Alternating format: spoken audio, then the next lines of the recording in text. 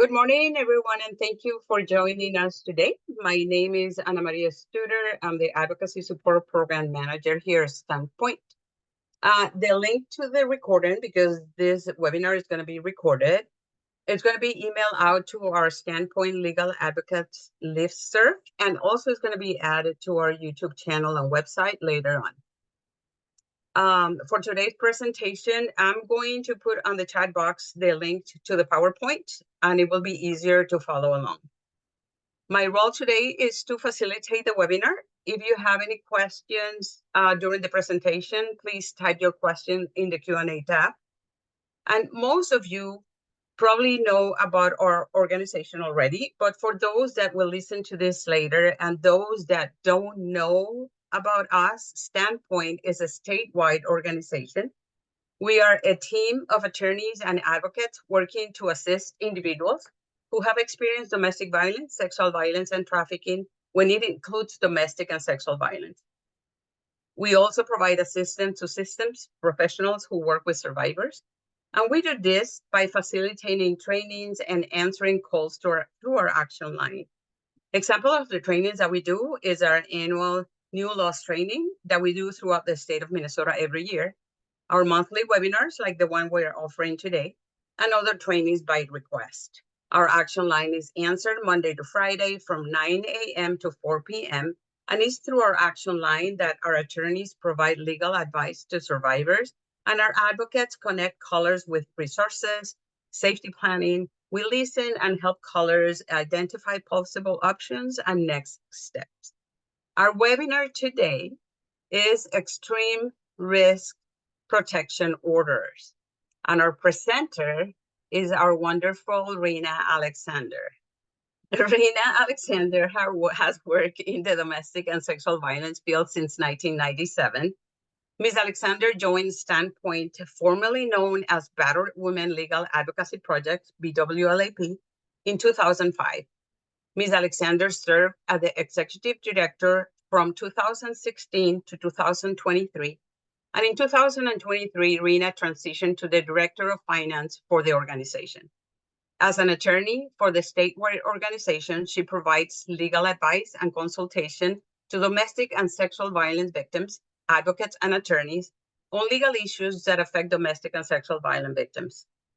Ms. Alexander also provides training and outreach to attorneys involving issues of domestic and sexual violence and the law. Ms. Alexander is a graduate of Northeastern University School of Law in Boston, Massachusetts, and received with distinction her Bachelor's of Science degree in psychology and a minor in women's study from Iowa State University. And I welcome Rana Alexander. Thank you so much for this amazing webinar. Thank you, Ana Maria. I appreciate your kind words. Good morning, everybody. Thank you for joining us in talking about extreme risk protection orders. I do want to preference all of this with, as you probably all know, which is why there are 107 people on this webinar, that ERPOs are brand new. They just came in, law just became effective on January 1st. And while some pieces of it are based and look similar-ish to order of protection or harassment restraining orders, it is something that is completely new. And so we are all trying to figure this out and how this works. So we're talking about it now so that you all can have kind of a base understanding. But let me tell you, as we move through this and as orders are filed and as the court figures out more information and how these things work, stuff's going to be changing. So, and then also just know that I don't have all the answers yet. No one does, because all of this is so brand new. We're not totally sure how various things are going to work out or how they're going to happen. But ask your questions. I will do my best to answer them with the information that I have, or tell you that's a fabulous question. We don't know that answer yet. And we will muddle through all of this together because that's what we do. All right, so extreme risk protection orders is what I'm going to talk to you guys about today. So what combination of unresolved trauma and dark humor is going to come out in inappropriate, hilarious ways I am going to wow them with today. So those who have seen me present before know I like to add memes and various pieces of things to make the presentation more entertaining. The work we do is very difficult and often very not funny. But if we don't figure out how to find other ways to laugh through this work, we're not going to do it for very long. So I do that by working it into my presentations. So, all right. So extreme risk protection orders, or otherwise known as ERPOs, is an order that enjoins and prohibits a respondent from possessing or purchasing firearms. That is its sole purpose. That is all that it does. It doesn't do anything else other than prohibit a respondent from possessing or purchasing a firearm. And then we'll talk about make somebody an ineligible to possess under the statute, which also then prohibits them from possessing ammunition. But we'll talk about that later. So it doesn't stop somebody from contacting the petitioner. It doesn't stop them from coming to your house. It doesn't give you custody. It doesn't do any of those things. It is sole purpose is to prohibit the respondent from possessing or purchasing a firearm. These are often known as red flag laws, or have been known as red flag laws in other states. However, in Minnesota, we call it an extreme risk protection. There is a definition of firearm, and that definition is a device designed to be used as a weapon from which it expels a projectile by the force of an explosion or force of combustion. And so that's referencing back to Minnesota statute 609.666, that definition. So that's the definition of firearm that we are using. If any of you have been along for the ride for the definition of firearm over the years in Minnesota, you'll understand why that's important. If you don't know that history, it doesn't matter. Here's the definition. All right, so who can petition for an order for an ERPO? This is very different than an order for protection or a harassment restraining order. So there are very specific people who can petition. So your chief law enforcement officer or designee, a city or county attorney, a guardian of the respondent, and the guardian is going to be, they need to be a guardian under 524. So they need to be a legally appointed guardian. And then also it includes a family or household member, but do note this is a different definition of family or household member than we are used to under 518B, right? Under the order of protection statute is a much more narrow definition of family or household member. And so under the statute, it includes spouses and former spouses, parents and children, persons who presently reside with the respondent, or persons who are involved in a significant romantic or sexual relationship with the respondent. It does not include persons related by blood, persons who have resided together in the past, people who have a child in common, or people who have a pregnancy in common. Okay, so those people are not under this statute able to petition for an ERPO. All right, and so that's a very important distinction. While they may use the language family or household member in the statute, it has a different definition. Now, those people may not be able to petition. So grandma may not be able to petition unless grandma and the respondent live together. Grandma and grandchild live together at that time. But it doesn't mean those people can't go to law enforcement or their county attorney or to a family or household member that does qualify and ask them to apply. All right, so keep in mind that just because they cannot apply under the statute doesn't mean they can't try to seek relief by speaking to the police about the situation and seeing if they might be willing to apply. Okay. All right, so where can you file? Unlike protective orders, order to protection or harassment restraining order, you file in the residence, the county of the residence of the respondent. Okay, so it's not the residence of the petitioner, it's the resident of the respondent. The only time you can file in the county of the residence of the petitioner is if the petitioner asks to appear virtually and the court says no. So you have to file in the county of the respondent.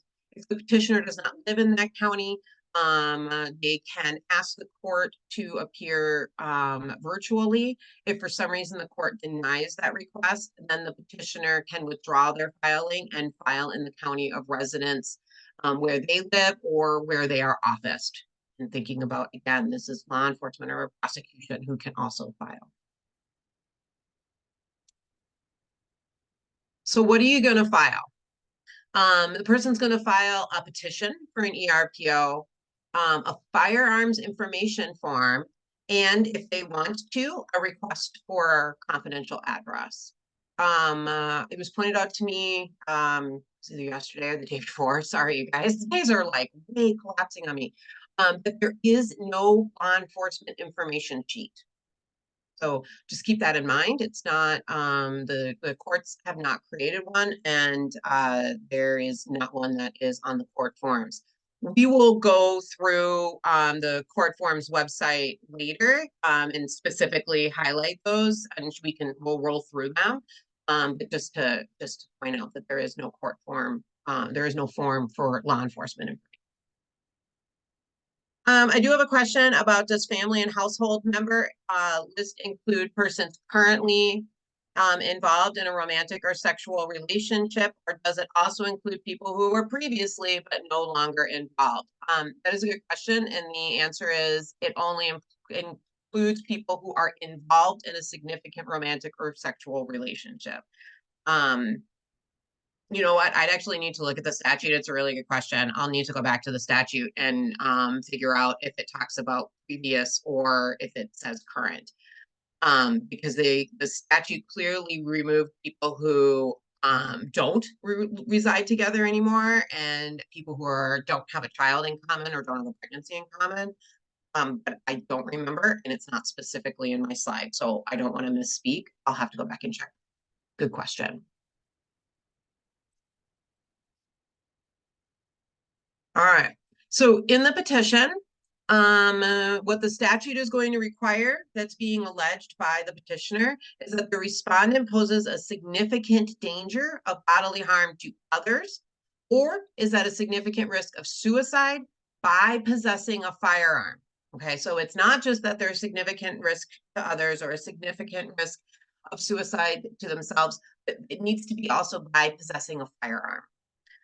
You're going to have to include an affidavit that has specific facts that form that basis. And in the next slide, we'll talk about specifically what that is. The petition also needs to include specific types and the locations of the firearms. And there's a specific form that is included. That's that firearm information form where one would do that.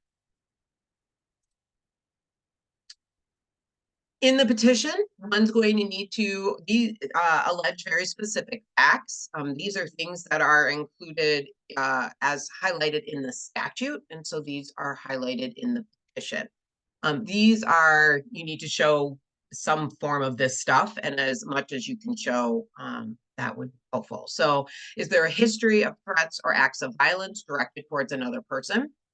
History of use, attempted use, or threatened use of physical force against another person, violations of any court order, including but not limited to other ERPOs, domestic abuse, domestic child abuse orders under 260C, or orders for protection, prior arrests for violent felonies, conviction or prior arrest for a violent misdemeanor offense or stalking or domestic assault, a conviction with offense to cruelty to animals, unlawful or reckless use, display, or brandishing a firearm, suicide attempts or serious mental illness, and also included is being named in an existing ERPO, a domestic child abuse order, or an order of protection, or they are party or to a pending lawsuit, complaint, petition, or other action of an ERPO or OFP.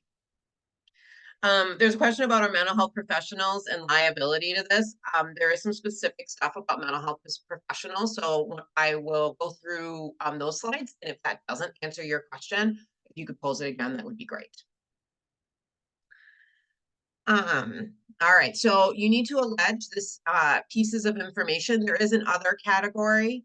The more information that you can provide, the better for the court to be able to make a decision on whether or not there is a significant, because remember what we're trying to prove is a significant danger of bodily harm to other persons, or is at significant risk of suicide by possessing the firearm. Okay. All right. Emergency, it's urgent. Okay, guys, that's Journey, in case anybody's wondering. And now I'm singing the song in my head. All right, so this is where the oh, I have a question about, does it need to be a conviction of a violent felony or just an arrest? Statute says arrest. So that's what statute says. So I'm gonna go with it's an arrest. Good question.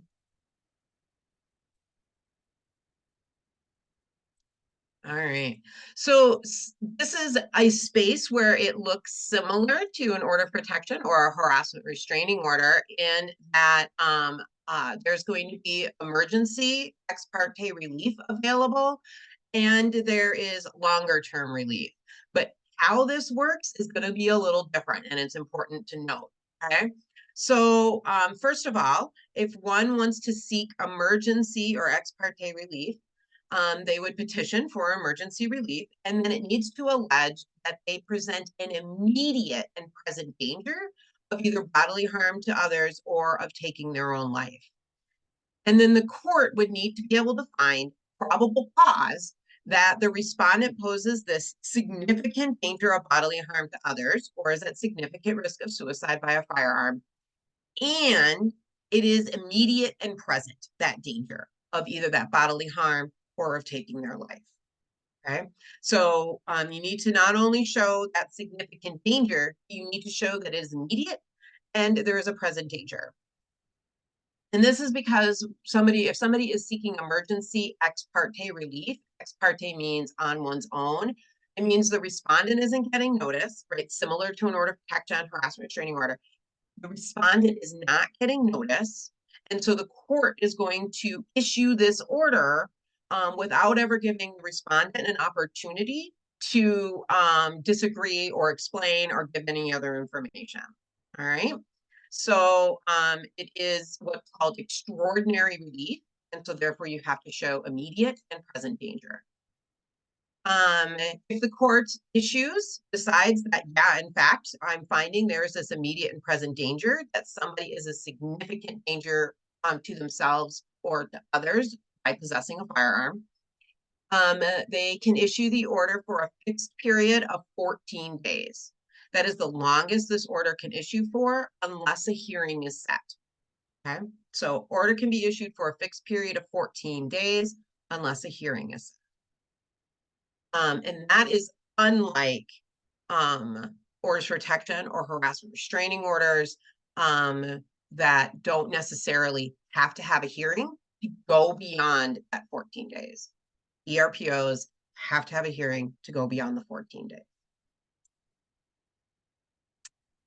There's a bunch of service stuff, obviously, that comes into all of this. And so I want to talk about service. So if the court decides to grant that emergency ERPO, the court administrator, sheriff, and other LE stands for law enforcement, since I have to use it a lot through this presentation. So LE and correction officers shall perform their duties without charge to the petitioner.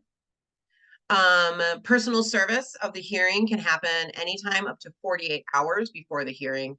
And if law enforcement, if the sheriff is unable to provide or is unable to make personal service occur because the respondent is avoiding personal service by concealment or otherwise, right? This is the same language in an order for protection or a harassment restraining order. Then service by alternative means can occur. This will get kind of complicated on an emergency ERPO because it's only good for 14 days. So unless a hearing is scheduled, if they're struggling with service, I'm not sure how service by alternative means could be effectuated. I have a question of if the person has an ERPO against them in the past that prevented them from buying a firearm in the future, does it pop up on a background check? My understanding is no, because the statute requires that information talks about removing that information from NICS. It might depend on how the background check is being done. We'll talk more about public information and about court filings. It would still show up on the court's website. Like when you go and you search in Mindy's, or not Mindy's, but in the court docketing system, it's still going to be there as a. So it depends.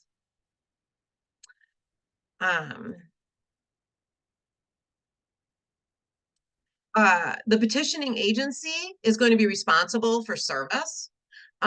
So if we have law enforcement or prosecution who is the one who is petitioning, then they are the ones who are responsible for making service happen. That makes sense.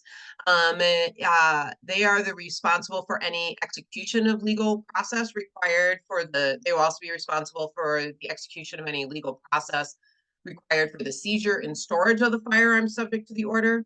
If the respondent lives on tribal land or in tribal territory, the CLEO, the chief law enforcement officer or law enforcement responsible for serving the order, has to request the assistance and counsel with the appropriate tribal PD prior to service. I might have missed this, but could we get clarification if, for example, the petitioner declines to file the ERPO due to safety concerns? Can they request the police or prosecutors to file it for them? Sure, you can ask. Whether they will or not, that's going to be up to, they don't have to. That's going to be up to the individual department. But you can certainly ask for sure. When a petitioner is a family or household member, the primary law enforcement serving the jurisdiction shall be responsible for the execution of any legal process required for the seizure and storage of the firearms subject to the order. All right, so if it's law enforcement, prosecution that's filing, they're responsible for service and taking care of the requirements for seizure and storage. If it's the petitioner as a family or household member or also a guardian, I'm going to assume, even though statute doesn't say, it's going to be then the primary law enforcement jurisdiction serving where the respondent lives is going to be responsible.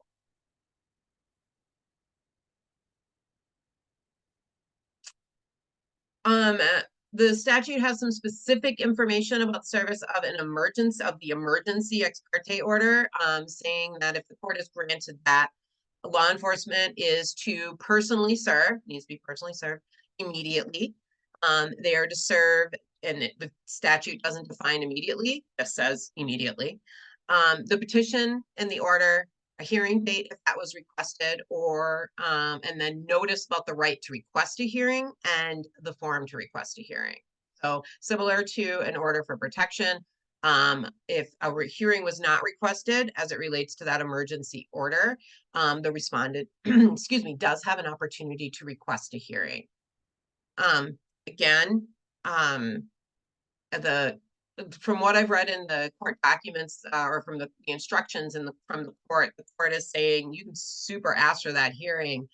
Just know that this order is only good for 14 days if there wasn't a hearing already scheduled. And by the time you get served and you request, how much longer in that order is there going to be.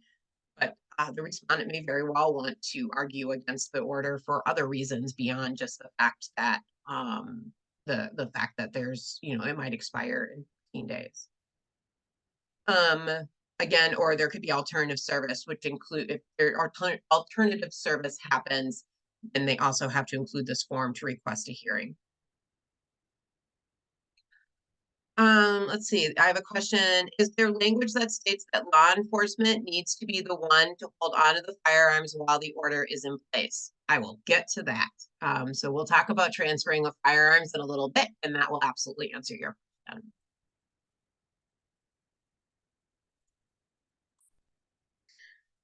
All right, and then there's notice that needs to happen to the sheriff. So the petitioner has to provide notice of the action to the sheriff of the county where the respondent resides, unless it's a family or household member. And then the court's going to provide that notice of the action to the sheriff in the county. All right. And so this, so if it's not the sheriff who's applying, or it's the prosecutor, or it's guardian, or if we have a sheriff in another county, who is seeking the ERPO, the notice is going to go to the sheriff in the county the respondent resides in. The order is going to be forwarded by court administration to law enforcement with jurisdiction over the residence of the respondent. It has to be entered into NICS within 3 business days. And once it is expired or terminated, the court will submit a request to remove the order from NICS.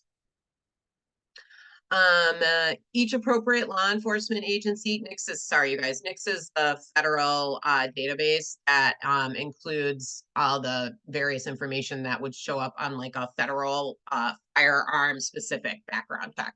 And it provides that information. Whether somebody has something pending that prevents them from possessing a firearm. Each appropriate law enforcement agency needs to make available to other law enforcement agencies through a system of verification information as to the existence and status of any ERPO. I don't know how that's going to happen yet. There isn't not like there's an order protection database for Minnesota, and then harassment restraining orders have been added into that. But there isn't an ERPO database. The only way that I can think of that might happen is just through the courts, through MGA, essentially, for law enforcement. I have a question of, is that nationwide for law enforcement agencies or just Minnesota? I'm assuming you mean NICS, and NICS is national. It's nationwide.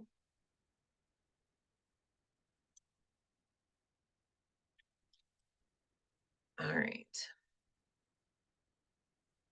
There is no filing fee, similar to orders for protection. And the petitioner can ask that their address not be disclosed. There is a specific ERPO form that exists for this purpose if a petitioner would like to ask that their address not be disclosed. And just the general reminder that just because your address is confidential in this court action or in another court action doesn't mean it's confidential in all court actions. And so there could still be crossover. So always keep that in mind when you're advising victim survivors. If they get a parking ticket, their address may be on the court's database and available for others to see. So just because your address is confidential in one court action doesn't mean it stays confidential in all court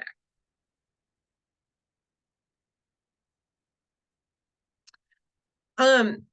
These records may very much, it is anticipated that they are going to involve a variety of health records and other health information that needs to be protected from public disclosure. Because, as you all might remember, in general, court actions are public. Anything you file in court is public and available to all folks unless otherwise defined. And so while we may be used to the fact that orders for protection and harassment restraining orders, when we file them, they are not public or viewable by the general public until it is served. And they are not available on the court database remotely. That's not going to be true for ERPOs. There's reasons why that is. There's some federal requirements. There's some various other things, but that's not true for ERPOs.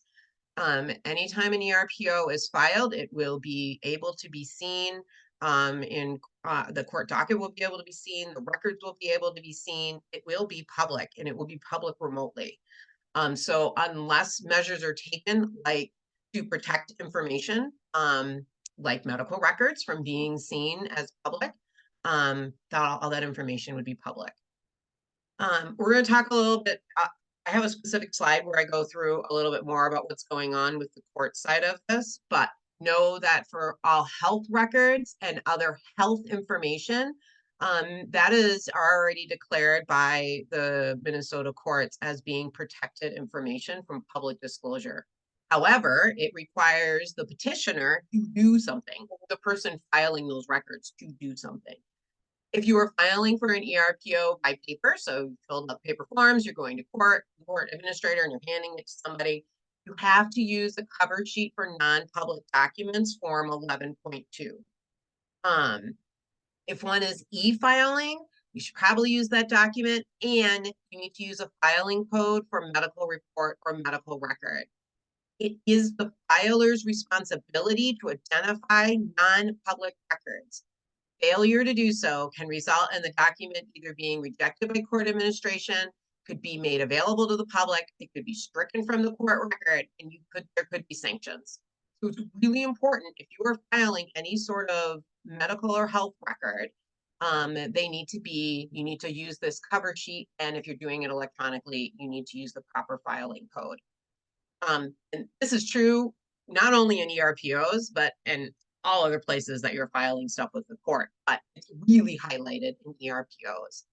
And the court has provided forms, or has always had forms, but they are included with all the court forms that go along with ERPOs. And like I said, we'll go through these. Also note that these health records and other health information could be provided to law enforcement. So if you are a family or household member applying for an ERPO, you know that those records will more than likely also be provided to law enforcement. And again, keep in mind, any information in the petition itself will be public information, and it will be accessible and remotely on the court's database.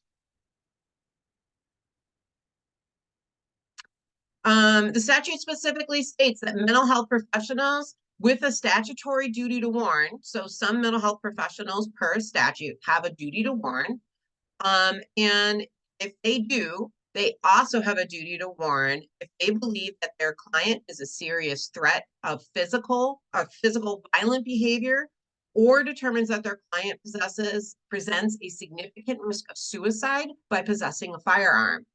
And they are required to communicate that threat or risk to the sheriff in the county where the client resides, and make a recommendation to the sheriff regarding the client's fitness to possess that firearm. All right. It is only mental health professionals who have a statutory duty to warn. In general, unless, as an advocate, unless you have a specific mental health degree or designation that creates the statutory duty to warn, this does not apply to advocacy. Okay, I'm just highlighting it for those mental health professionals who may also be advocates who have that specific designation. Not apply to advocacy in general.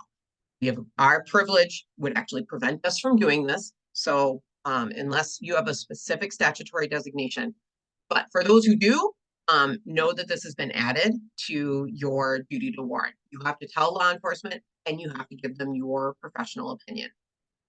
Law enforcement does not have to follow through if they choose not to, but you do still have to do your duty. All right. Do I have suggestions on practitioners or licensed drug and alcohol counselors who are not mental health professionals?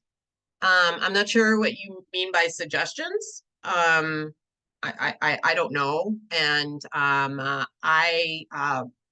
worry about confidentiality concerns for domestic and sexual violence advocates. If you have questions, I would go to your board and have conversations with them about how does this apply for you guys.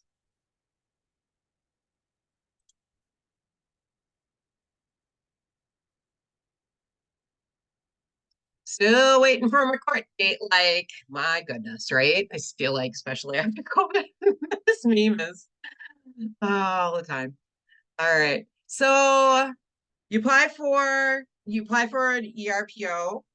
You either apply for an emergency one and you ask for a hearing, or you apply for a long-term one and you have to have a hearing, okay? So if it's an emergency, that ex parte ERPO, the petitioner can request a hearing, but does not have to. But if you don't, that order will expire after 14 days. The respondent may request a hearing, and that notice of that hearing has to be mailed to the respondent 5 days before the hearing, or to the petitioner. If no hearing is requested and the court denies the petition, the case will be dismissed. Okay.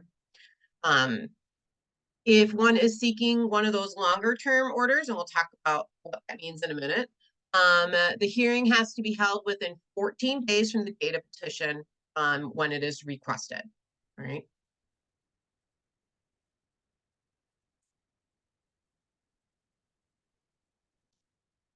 At the hearing, the petitioner has to now prove by clear and convincing evidence, right? At the emergency ex parte stage, it was by probable cause. Here, at a hearing when both parties are present, it is clear and convincing evidence. This is a higher standard than an order for protection or a harassment restraining order. Clear and convincing is the same standard that is used in a child protection action or a termination of parental rights action. So we have a higher standard. It's lower than beyond a reasonable doubt, but higher than probable cause. So we have a clear and convincing standard that the respondent poses a significant danger to other persons or is at significant risk of suicide by possessing a firearm. Those things that you had to show before in your petition are the same things the court is going to be considering when deciding whether or not to grant the ERPO. History of threats or acts of violence towards others, history of use, attempted use, threatened use of physical force against others, a violation of any court order, including but not limited to ERPOs, Chapter 260C, protective orders or orders for protection, prior arrests for violent felonies, convictions or prior arrests for violent misdemeanors, stalking, domestic assault, conviction of cruelty to animals, unlawful or reckless use, display, brandishing a firearm, suicide attempts, or serious mental illness, and whether they have been named in an existing ERPO, 260C, OFP, or are party to another ERPO or OFP. I have a question of if the court denies the petition, but the petitioner requested a hearing, will the court still set a hearing and then potentially issue an order after the hearing based on evidence presented by the petitioner? Yes. And if a hearing is requested, the court has to set a hearing and needs to do so within 14 days following the statute. And yes, if you have a hearing and the court agrees with the petitioner and finds by clear and convincing evidence that the respondent poses this danger, then yes, the court would grant the ERPO.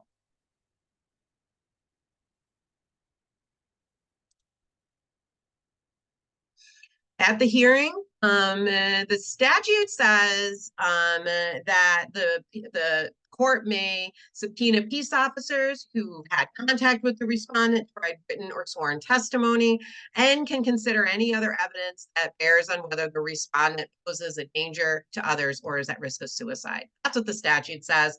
I will note for you that judicial officers are not allowed, they are never allowed to independently investigate a case, including looking at outside court records on their own initiative. If you want the court to know something as a petitioner, the petitioner has to provide that information to the court. The court cannot go search for things that was not provided to it. It's a major violation of their ethics. It's a big no-no. They can't do it, no matter what that statute might seem to implicate. So you could ask the court to help subpoena police officers if you need to. If for some reason you're having a hard time in subpoenaing them, you can ask them to consider evidence that you provide or the petitioner provides, and I'm using you, I apologize, the petitioner provides, but they cannot independently investigate a case. And they cannot look at outside records without them being provided to them. I got a question. Is the petitioner able to testify or present exhibits related to the additional allegations that weren't originally included in the petition? Good question. I guess that depends on a lot of things. It depends on your philosophy about whether you have to hold to the four corners of the petition. Some judges say yes, some judges say no. It's going to be the exact same situation as how does that work out in your courts as it relates to orders of protection or other things. So arguably, you could say the statute says that the court can consider any other evidence. As long as you're presenting it to the court, here it is. I have no idea how the court's going to roll on that. And that is going to absolutely be a judge by judge, a courthouse by courthouse.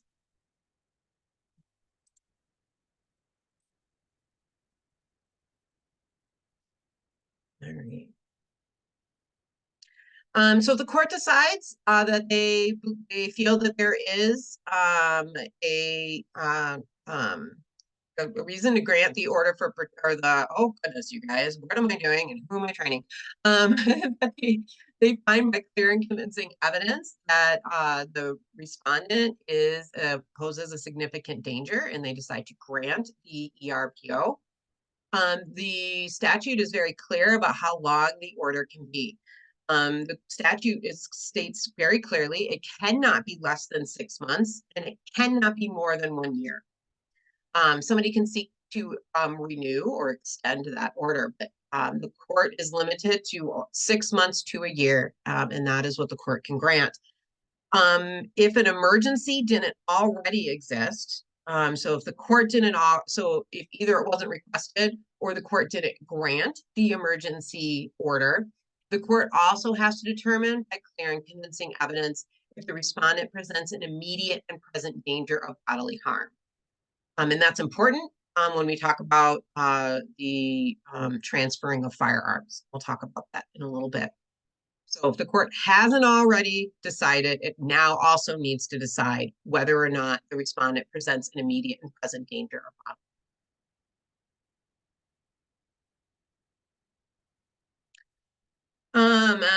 If the respondent wants to seek to terminate the order, so they want to file a motion asking that the order be dismissed after it's already been granted, the respondent bears that burden of proving by clear and convincing evidence they do not pose a significant danger to others or is at significant risk of suicide by possessing a firearm. They are allowed to make that application one time every 6 months.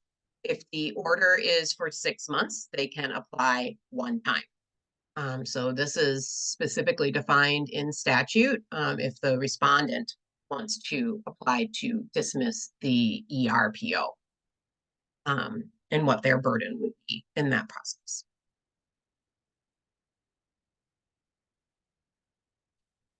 Maybe it's just me, but I'm going to say all lawyers are trying to keep their sarcastic comments to themselves. This statute has a lot of requirements on law enforcement, and so and I've been in some communication with law enforcement across the state, and trying to figure out like what does this all look like for them. So the statute has some very prescribed parts as it relates to transferring the firearms for the respondent. So the respondent can transfer those firearms, and that transfer can be permanent or it can be temporary. So after the ERPO has expired, and if they are eligible to possess otherwise, they can get their firearms back. The respondent is required to transfer those firearms as soon as reasonably practical, but no later than 24 hours, to either a federally licensed firearm dealer, and the statute says that the FFL can charge a reasonable fee. They can transfer it to law enforcement, and the statute states that law enforcement must accept the transfer, that law enforcement may not charge any storage or associated fees. And if the respondent chooses to transfer those firearms permanently to law enforcement, then law enforcement must compensate the respondent fair market value. Guns are not my thing. So I don't know how law enforcement determines the fair market value of a firearm. In my mind, there's like a Kelly Blue Book like exists for cars or firearms. I really have no idea. And I also have no idea how law enforcement makes sure that those firearms in any of these situations actually belong to the respondent, don't belong to somebody else. And especially if you're permanently transferring them, how is law enforcement going to make sure that they aren't accepting stolen goods? None of that's clear in the statute, and I don't think any of us have figured that out yet. So those are the options to, hey, look, there is a Kelly Blue Book of Guns. Thanks.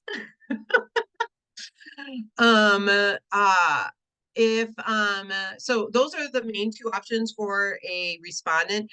A relative may only possess the firearms or be transferred to the respondent may only transfer the firearms to a relative if it is a antique firearm or a curio or a relic as it is defined by federal law. So not just I say this is an antique, it has to have actually been defined by federal law to be an antique. And then the relative can possess those firearms, the antique, curio, or relic firearms.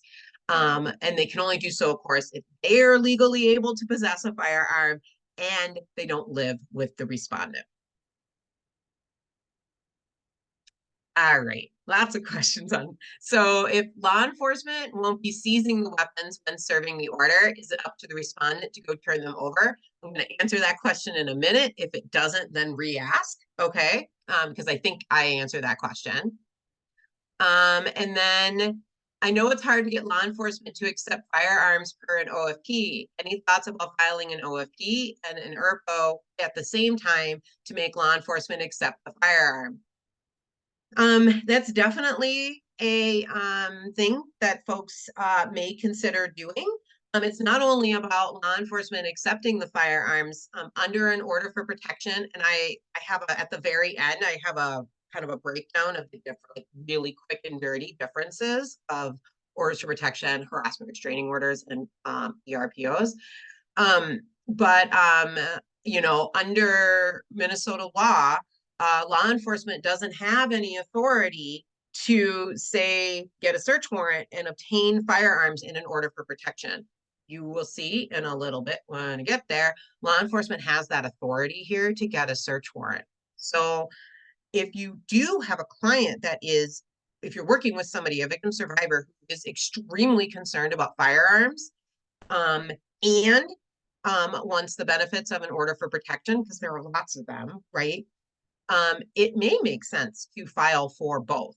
You know, there's a lot of stuff that's going to go into that and that process about, you know, where to go or what to do. But ERPOs not only requires law enforcement to accept that transfer, but gives law enforcement the authority to go get that if they need to.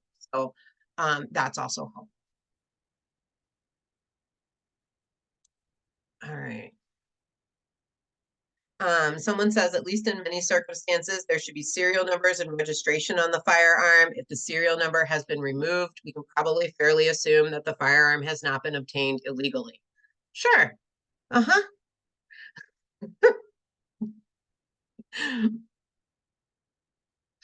All right. So there are transfer of firearm forms that exist on the court forms website. There is a declaration of no ownership of firearms that would be filled out by the respondent. There is a declaration of transfer of firearms that would be filled out by the respondent. There is a proof of transfer that is filled out by either law enforcement or the FFL. Or there is an affidavit of transfer of antique firearms to a relative, and that is filled out by the relative who took possession of the firearm. So, proof of transfer. The respondent has to file that proof of transfer and attest that all the firearms have been transferred, or there's an or that those trans have been transferred. My or is not appropriate there, sorry, because I moved some stuff around and made it clear. So the respondent has to file proof of transfer and attest that all firearms have been transferred. They have to file that with law enforcement, not the courts. Weird, right? Law enforcement. It gets filed with law enforcement. It actually never, per the statute, has to be filed with the courts.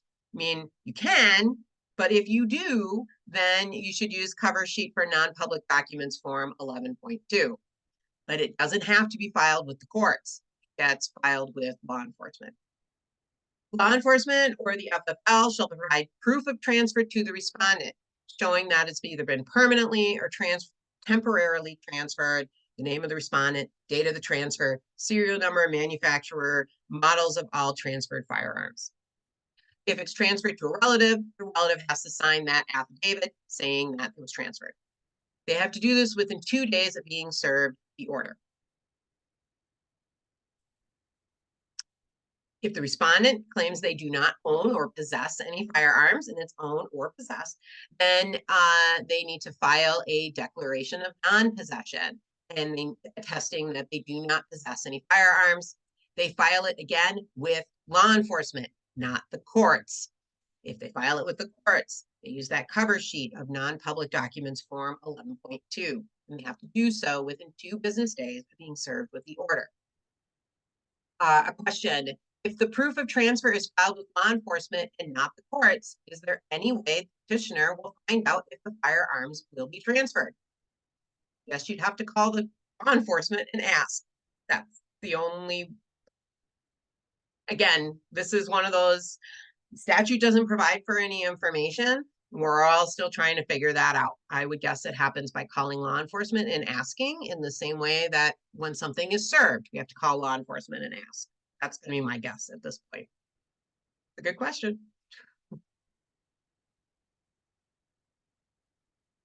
Okay. If the court issues that emergency ERPO, or the court after a hearing makes a finding of imminent and present danger, and the court has probable cause to believe the respondent possesses a firearm, probable cause to believe they possess, the court shall issue a search warrant and take possession of all those firearms. The CO, the chief law enforcement officer, a designee, is to notify the respondent of the option to voluntarily comply prior to executing the warrant. And law enforcement can transfer to an FFL if the respondent asks them to do so via written notice.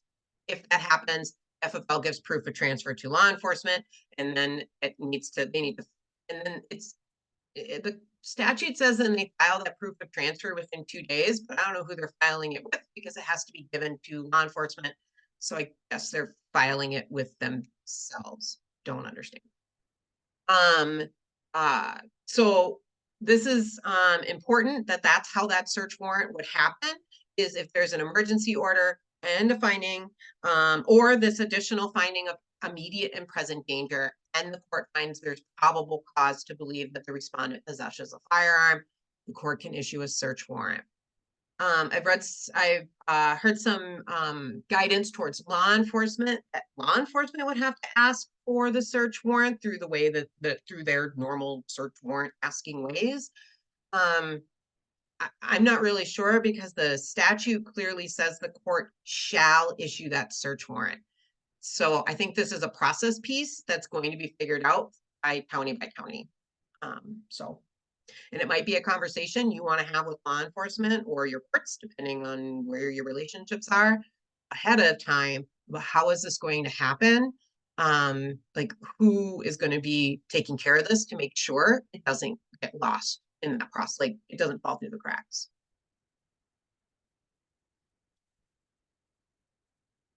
One can apply for an extension. It's an application, there's notice, there has to be a hearing. One of the nice things is that it tells you when. So you can ask for that, the petitioner can ask for that extension anytime within 3 months before the expiration of the order. So that's nice, because I know in orders for protection, we're often like, well, when do we file, right, for extensions? Court still has to find by clear and convincing evidence that the respondent continues to be a significant danger to themselves or others. They can issue that extension for 6 months to a year, and it's just like applying for a new order. All that looks the same. The rules are the same.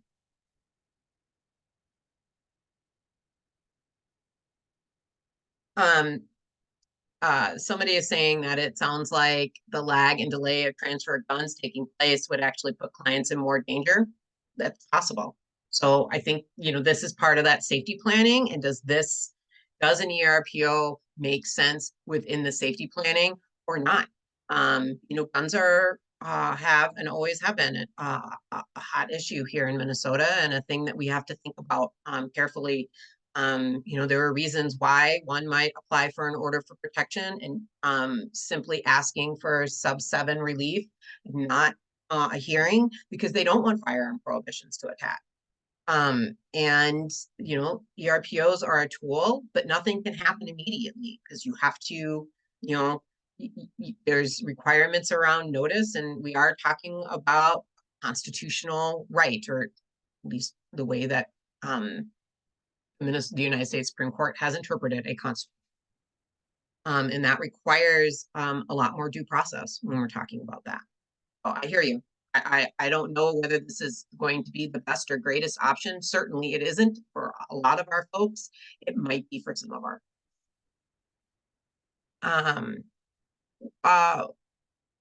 Question about, would law enforcement still execute a search warrant if the respondent voluntarily complies by surrendering their firearms? The petitioner believes there may be additional firearms, but the petitioner doesn't know all the details on how many and what types. And the petitioner is concerned that the respondent might not surrender all their firearms. Like, the respondent has additional firearms the petitioner doesn't know about, and a search warrant might be the only way to ensure that all firearms are removed.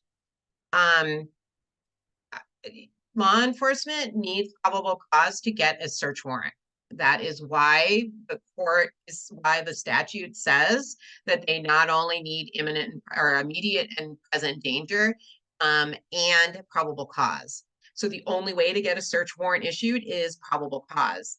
If the petitioner doesn't know and just says, well, there could be, that's not probable cause. So the answer is going to be no. We're going to need probable cause. If there is good information to say that the respondent did not provide all firearms to law enforcement, and the petitioner can, if the petitioner is not law enforcement, and can provide that information to law enforcement could decide to seek either seek a search warrant or seek an additional search warrant. But that's going to depend. They still have to meet the requirements of getting a search warrant under law.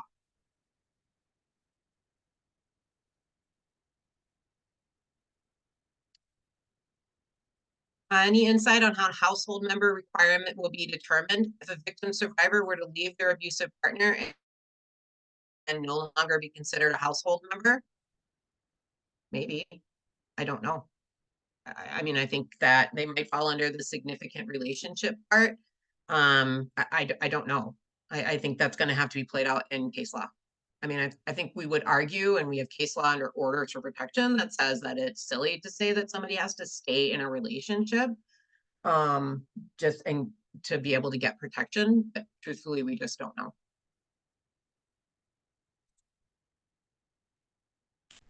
Okay. Statute has a lot of language about sealing records. Okay, so the statute says that the court shall seal ERPO file if the respondent requests it, and then it has a bunch of exceptions on when they do and when they don't. Statute also says the court shall seal transfer affidavits, proofs of transfer, and declarations of non-possession. The Minnesota Supreme Court has said essentially, thanks, but that's not the greatest idea, and let me tell you why.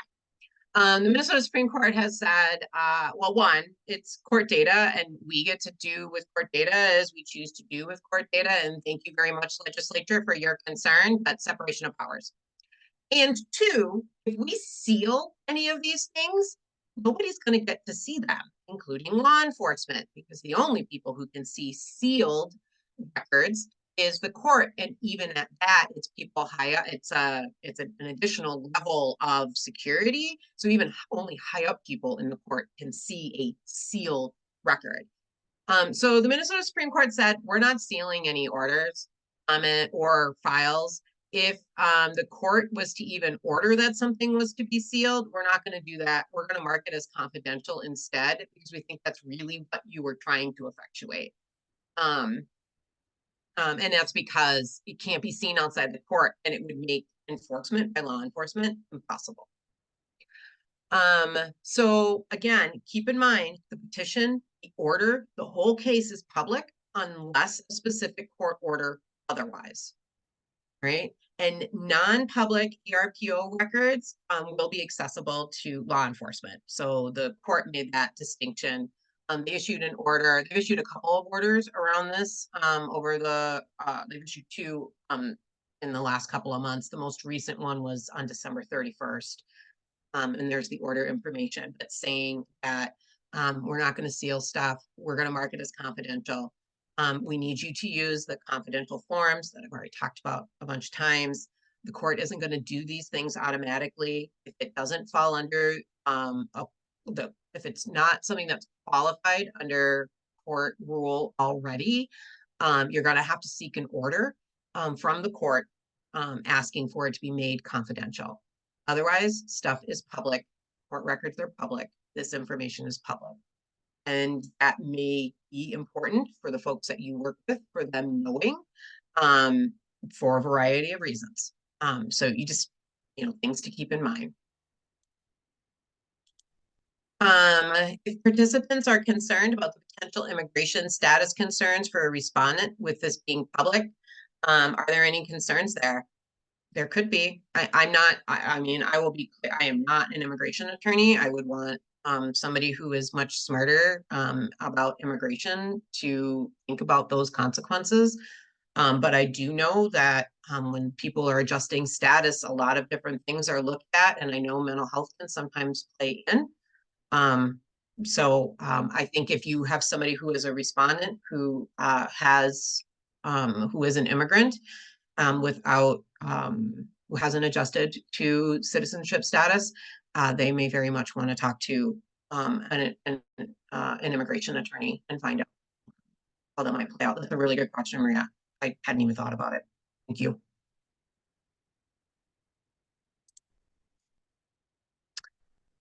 Once the order either expires or was terminated somehow, and the returning of the firearms, law enforcement is to return the firearms as long as the respondent can possess.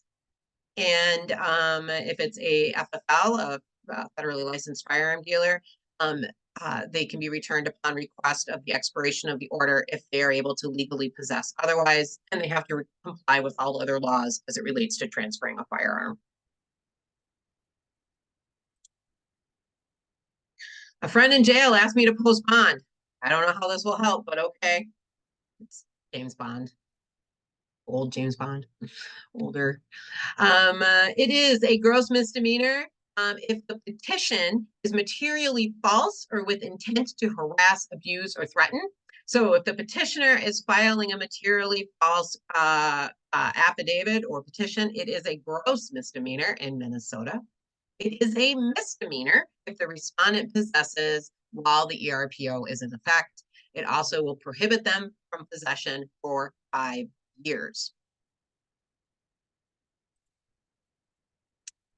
For liability purposes, the statute says that if law enforcement chooses to not apply for an ERPO in good faith, they are immune from any criminal or civil liability.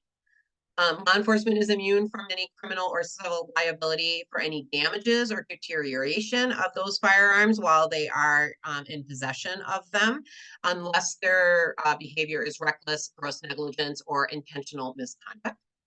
Law enforcement is immune from criminal or civil liability if acting in good faith in serving the order or executing the warrant. Post Board has developed model policy procedures and standards for storage. I have read those. You can find them on the Post Board's website. They have fulfilled their statutory obligations. Law enforcement may create their own policies for disposal of abandoning firearms. It has to include notification to the respondent prior to that disposal. Being eligible, having an ERPO in play makes the respondent ineligible to possess a firearm under state law also, so under 624.713. When one is ineligible to possess under 624.713, it also makes them ineligible to possess ammunition. And that often surprises folks because we talk about ERPOs as prohibitions to possessing firearms, but when one is since now it is also being ineligible to possess under our statute, it makes them also ineligible to possess a firearm or possess ammunition. So keeping that in mind. In addition, while ERPO statute says that it is a misdemeanor to violate, if you violate the ineligible to possess statute, that is a gross misdemeanor.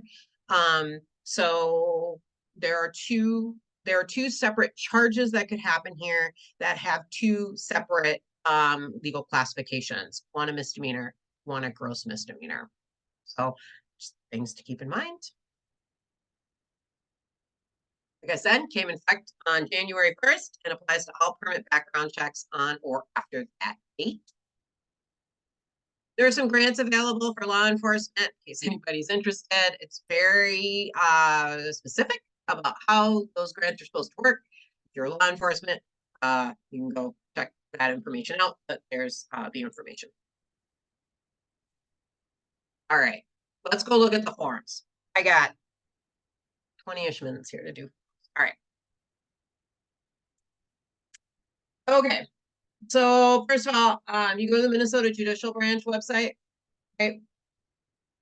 You go to get forms, and then their forms are here under firearms.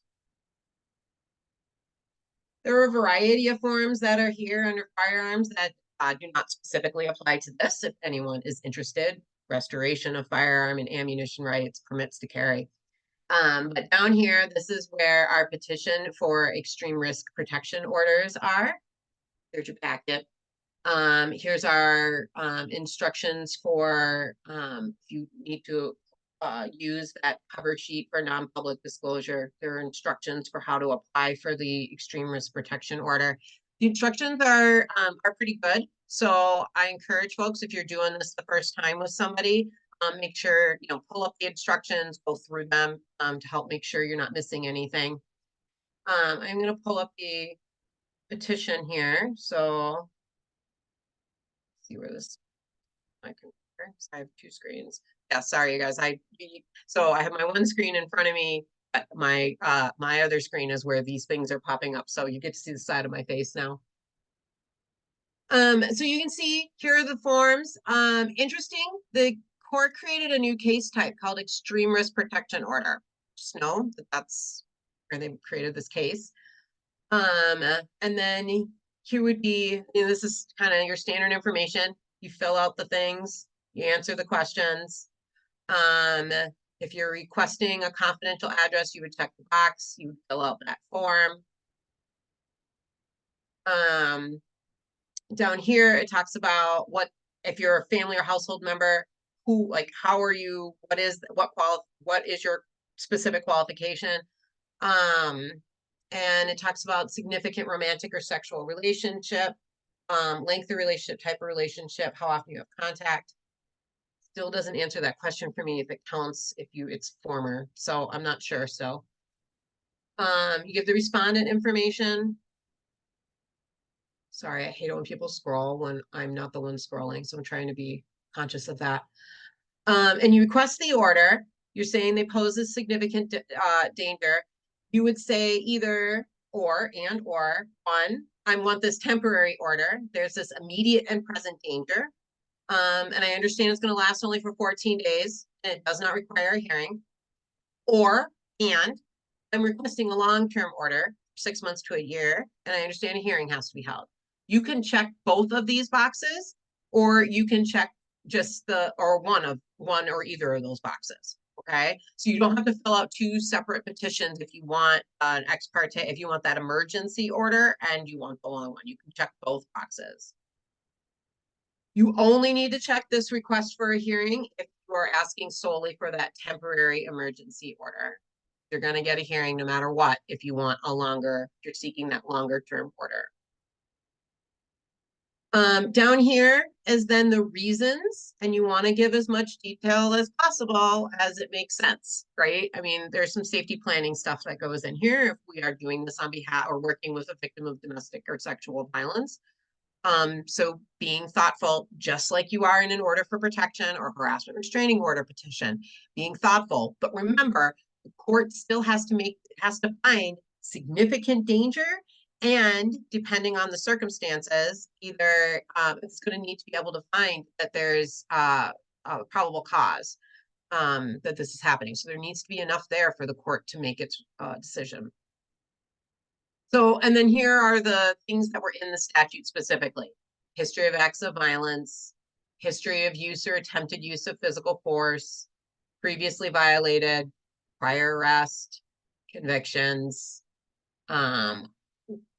brandishing a firearm, history of suicide or mental health, named in an existing order, and then there is an other category where you can add other things.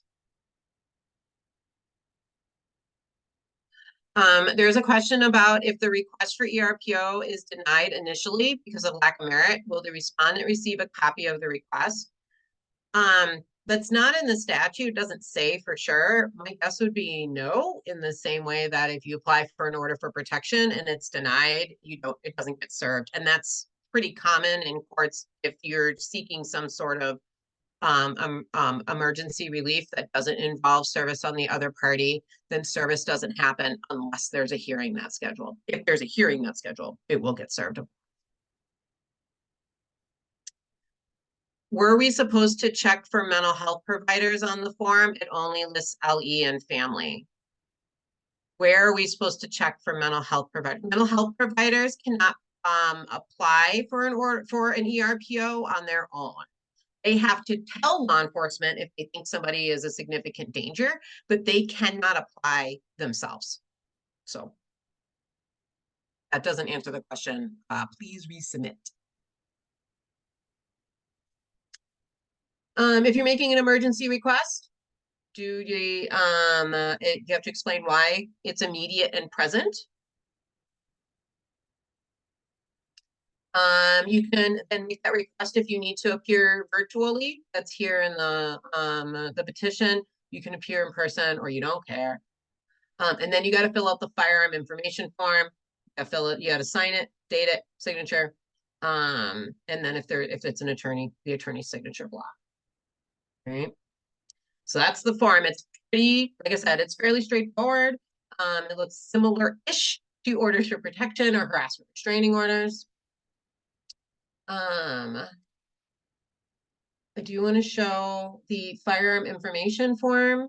Just quick, it looks all the same, but I just want to show it quickly so that you guys kind of have an idea of what it looks like.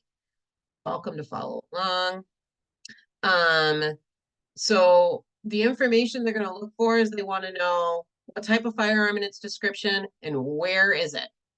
And the more information, of course, that one can provide to law enforcement, the better of a likelihood that they'll be able to find those firearms and collect them through a search warrant.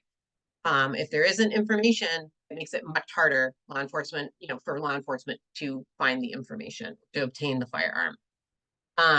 Each form, I think, has space for 4 firearms. And you just keep doing the form if there are more for each firearm that the person knows about.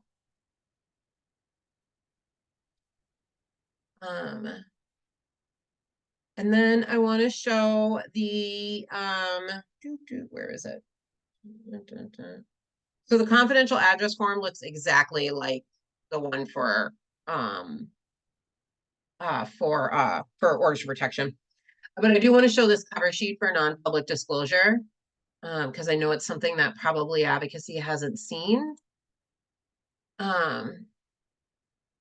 So here's this form for non-public documents. And again, it has these reminders. You are responsible for designating the non-public documents you file.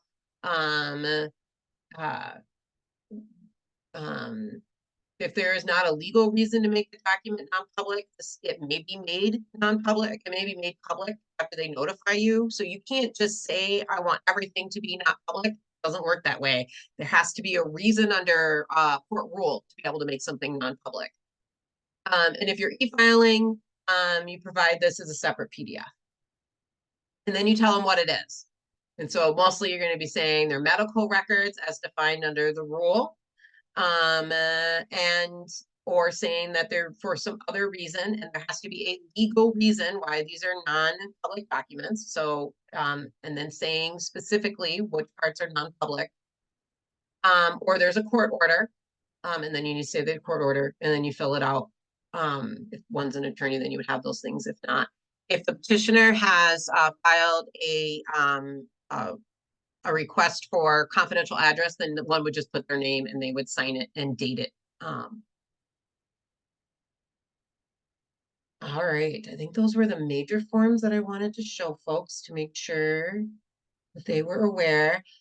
There are here the forms for being able to request a hearing or being able to request a continuance exist on the court forms website.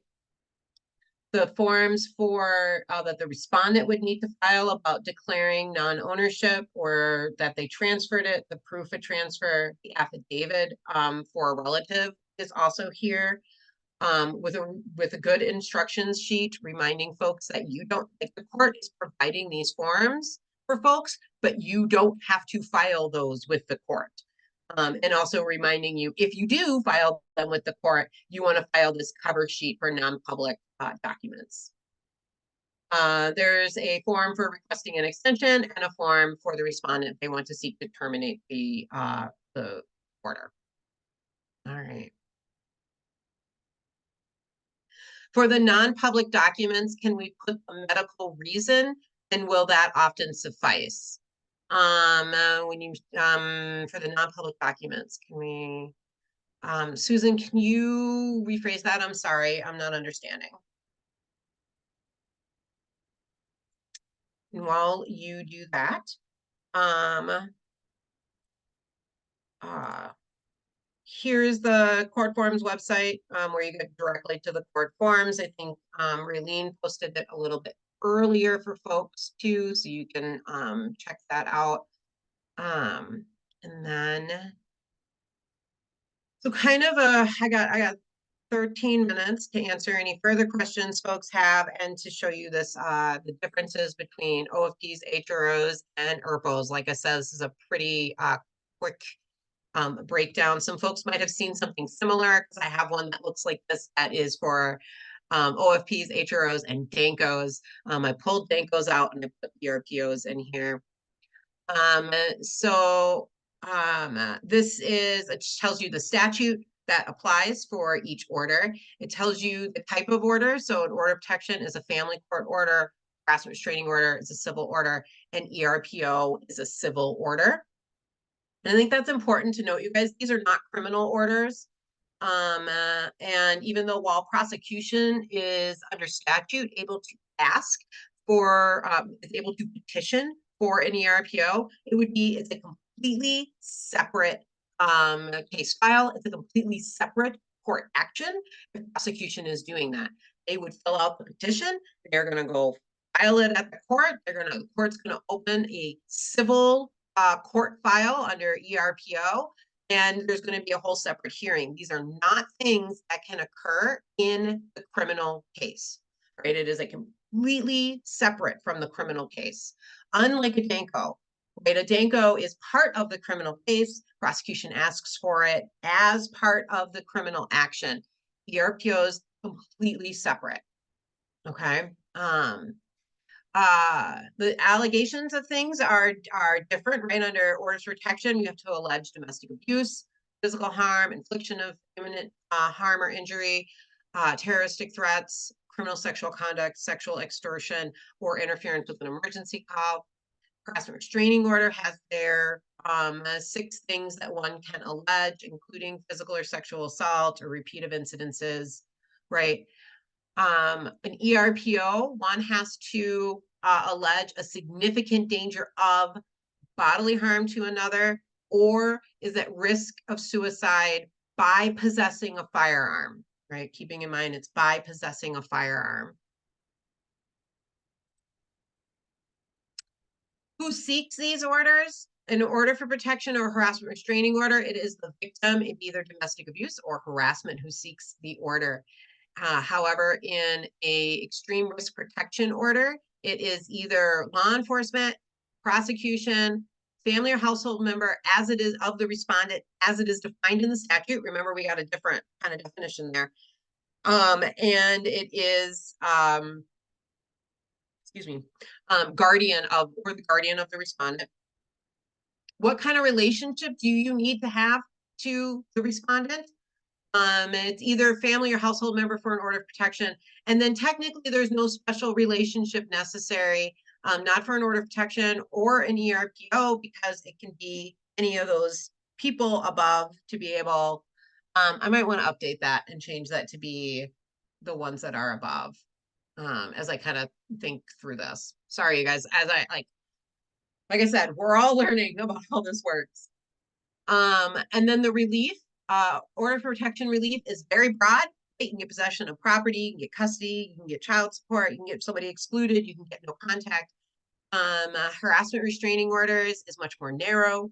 You can only get no contact and no harassment. An ERPO, your only relief is no possession of a firearm. That is the sole, that's the only relief that one can get.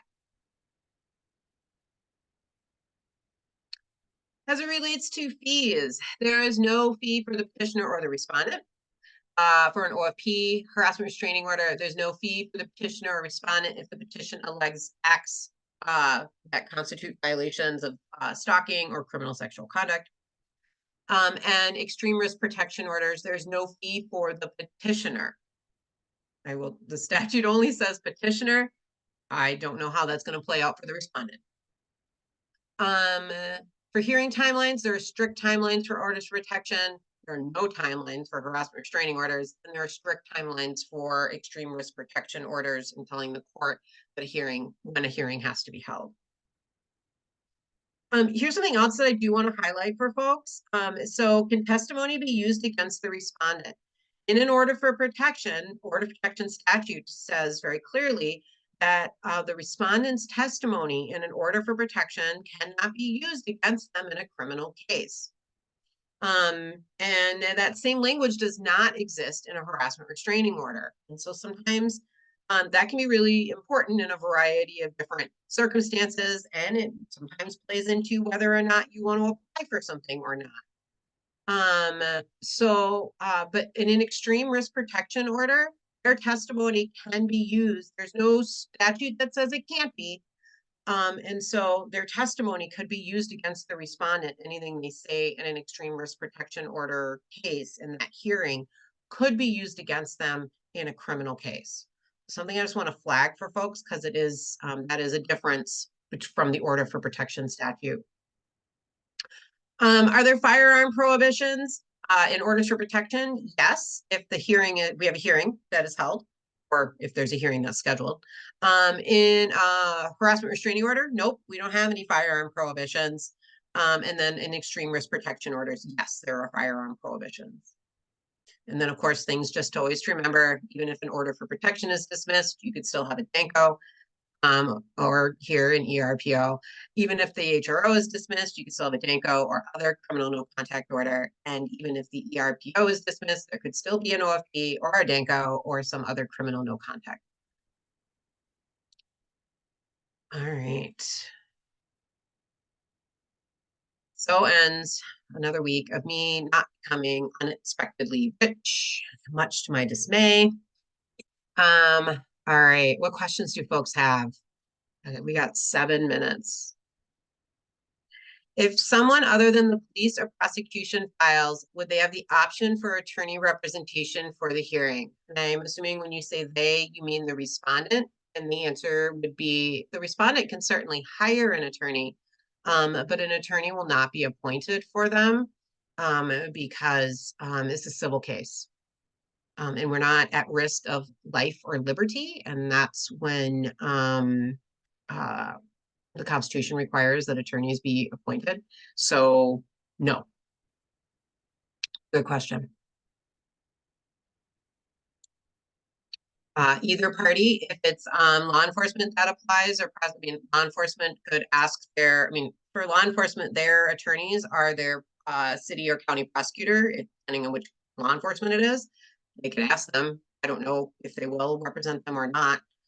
There's nothing, and if it's prosecution, they are an attorney, they would represent themselves. There's a lot of conversation I know going on within various attorneys, county attorneys' offices, about how does this work? Does it work? Is this a thing we're going to do? So,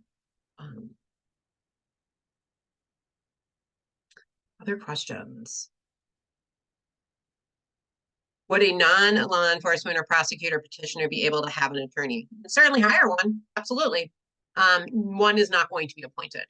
This is a civil action, so you can certainly hire one if you want to.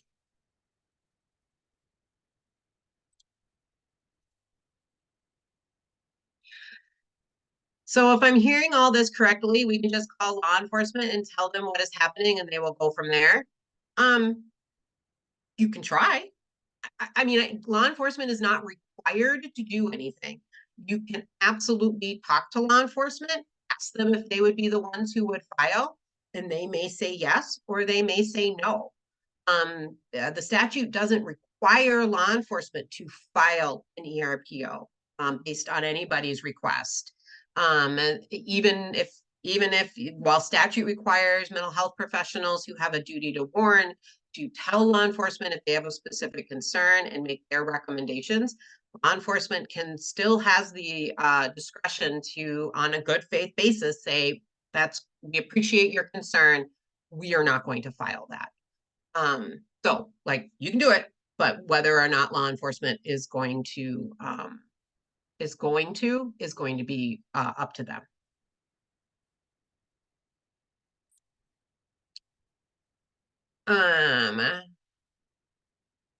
I might have missed it, but similar to the order of protection, harassment restraining order, is there a section in the petition for the petitioner to request a hearing if it is denied? Yep, there is a spot in the petition. We rolled through that here. Close your eyes if this kind of stuff makes you nauseous. I know I always have to, so I apologize. I will scroll up to this spot. Right here. On number 7, it says, if requesting a temporary emergency order only and the request is denied, do you want a hearing? So right there in the petition. So yeah, absolutely. Have we learned anything? Have any data from other states, pros, cons, and has this law been in place? I have had this place longer. We've learned lots of, that's a really broad question, so I apologize. I'm not quite sure how to answer it. Every town, if you want to look them up, they're a national organization, and they've been really the ones moving and providing technical assistance to states around this. So I know that they have a variety of information, and they have been doing some presentations across Minnesota, and they do stuff nationally. So you might want to check out their website and see what information they have from folks that are in other places. If the respondent fails to file proof of transfer or declaration of non-possession, is there an automatic process for a search warrant to be issued? Will the court be notified that the terms of the order has been met if the transfer is filed with law enforcement only? Also, that is an excellent question. The statute is silent on what happens. The statute is silent about who follows up to make sure that in fact the respondent did file. If you have a big law enforcement department, like, Minneapolis or St. Paul or Bloomington, these are big law enforcement departments. Booth, Moorhead, like, these are big law enforcement departments. How will anybody know if for sure this document gets filed? I honestly don't know. I think that's a good question for law enforcement about what processes they've developed, or have they developed, when the respondent comes in to, file.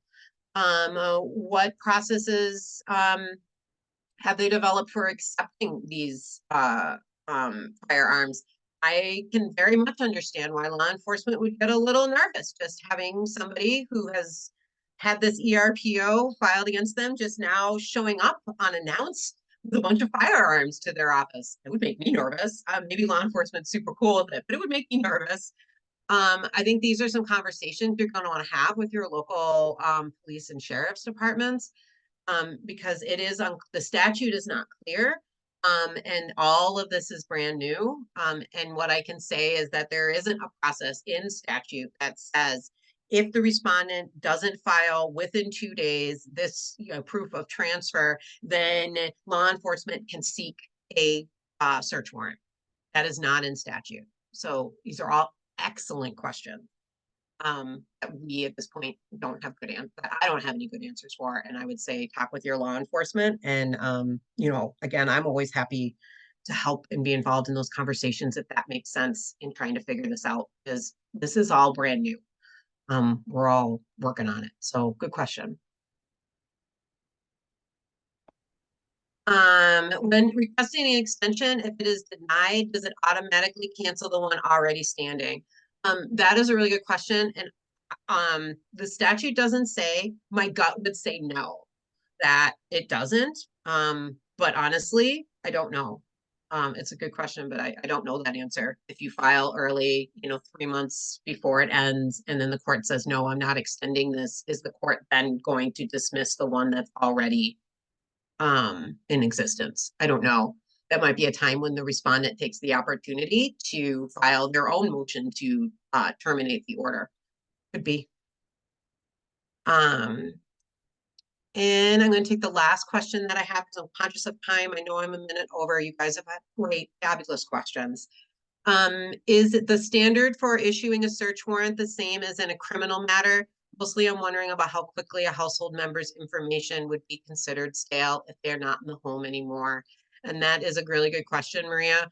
The way this, so if we're talking about if the search warrant being issued because the court found either issued that emergency order or at a hearing found immediate and present danger, and the court just has to find there is probable cause that the respondent possesses a firearm. That's the standard for the search warrant in the statute to be able to get that search warrant. If one is going to seek a search warrant separately because they didn't file their proof of transfer because there's good reason to believe they still have firearms, I think then that would be the exact same standard as in a criminal matter. That's my guess. All right. Great questions, you guys. Thank you all so much. As always, Standpoint is here to support you all in going through this. If you are working on any of these or you have more questions, we're available to support you through this. We're going to figure it all out. Maybe, I don't know. I mean, orders of protection have existed for, 40 years, and we still got lots of questions about them. We're still going to have lots of questions about these. All right. Thank you all so much. Hope everybody has a lovely rest of your Thursday and a good rest of your week. Bye. Thank you for joining us today. Thank you, Rena.